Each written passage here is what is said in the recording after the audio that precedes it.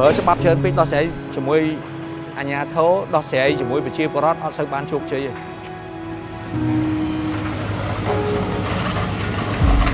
នេះឯងចាំសម្ដីមួយមិនដែលសបាយ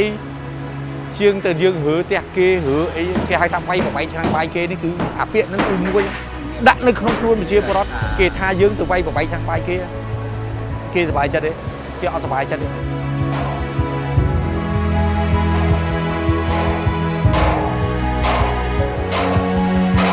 តែបាយនេះវិញប៉ុន្តែយើងធ្វើឲ្យឆ្នាំងបាយរបស់គាត់ហ្នឹងនៅដដែលដាំបាយនៅដដែលស្អីនៅដដែលស្រឡាញ់គ្នានៅដដែលអីនៅដដែលឡើងវិញអត់ឲ្យបាត់បង់ទេអាវាយឆ្នាំងបាយហ្នឹងគឺដូរចោលយកពាក្យនៃការសប្បាយជាមួយគ្នាហូបបាយឆ្នាំងបាយមួយគាត់ឡើងវិញ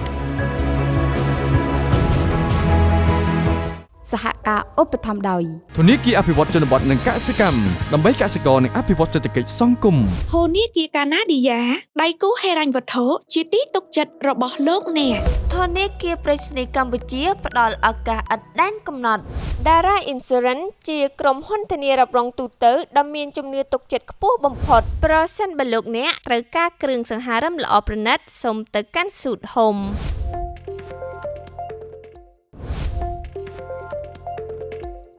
ការខ្ញុំនៅធ្វើប្រធាននិស្សិតធ្វើ2អាណត្តិនៅតិចណូពេលចប់តិចណូមកមានកំណត់មួយthángមុននឹងទៅជំនាញថាធ្វើម៉េចឲ្យខ្មែរឈប់ឈ្លោះគ្នានិយាយកន្លែងនេះវាពាក់ព័ន្ធហើយវារំភើបហើយនេះ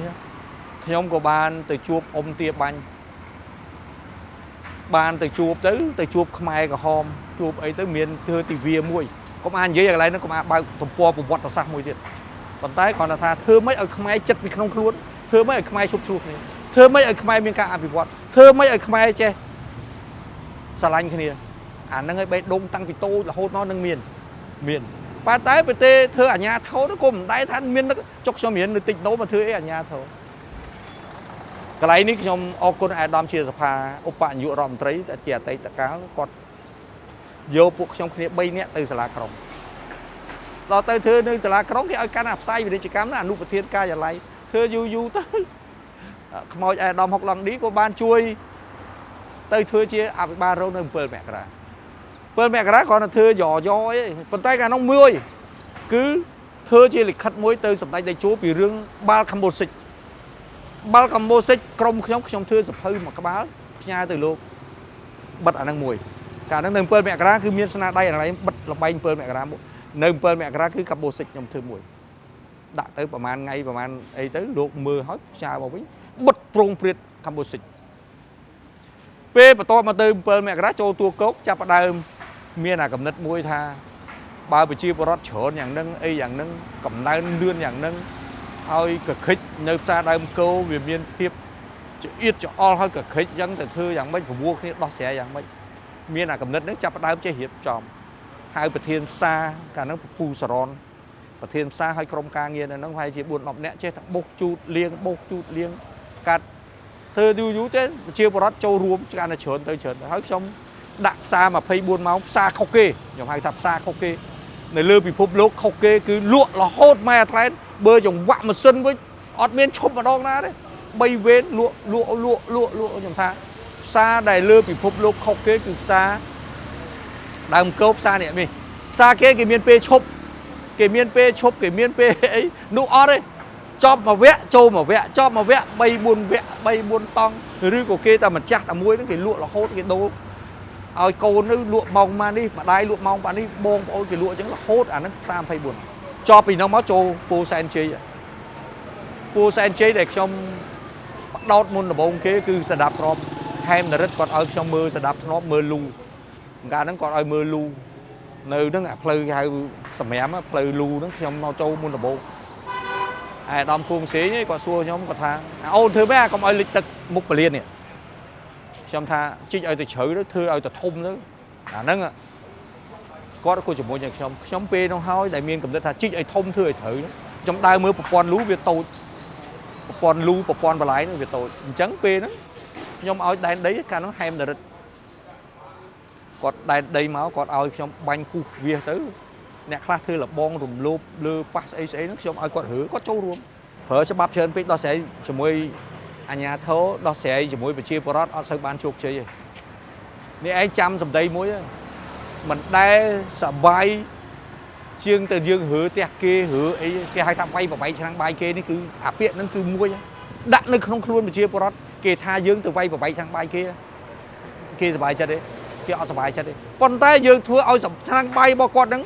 នៅដដែលដាំបាយនៅដដែលស្អីនៅដដែលស្រឡាញ់គ្នានៅដដែលអីនៅដដែលឡើងវិញអត់ឲ្យបាត់បង់ទេអាវាយឆ្នាំងបាយហ្នឹងគឺដូរចោលយកពាក្យនៃការសប្បាយជាមួយគ្នាហូបបាយឆ្នាំងបាយមួយគាត់ឡើងវិញយល់ទេយើងត្រូវយកហូបឲ្យឆ្នាំងបាយជាមួយគាត់ស្អីមួយគាត់ហ្នឹងឲ្យសប្បាយយើងអត់ទៅវាយប្របែកឆ្នាំងបាយយ៉ាងណាមិញក៏អញ្ចឹងដែរខ្ញុំអត់មានទៅឲ្យគាត់បាត់លបមុខផ្ទះគាត់ទេប៉ុន្តែគ្រាន់តែសុំឲ្យគាត់ធ្វើឲ្យស្អាតឲ្យគាត់ជួនកាលយើងច្រើនអាជីវករច្រើនថាលក់អាខាងក្រោយលក់អត់ដាច់ទេមើលគ្នាពីមុខ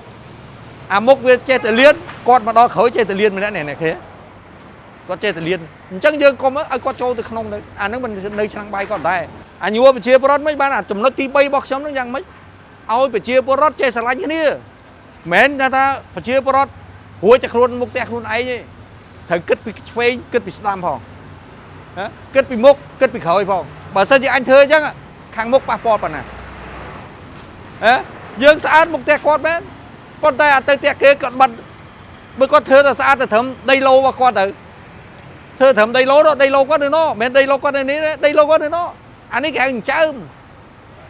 អានេះគេហៅចិញ្ចើមអានេះគេហៅផ្លូវអានេះផ្លូវគេផ្លូវរបស់គេនេះឯងយកមើលមិនតូចជាង20ម៉ែត្រទេផ្លូវនេះមិនតូចជាង20ម៉ែត្រទេឃើញ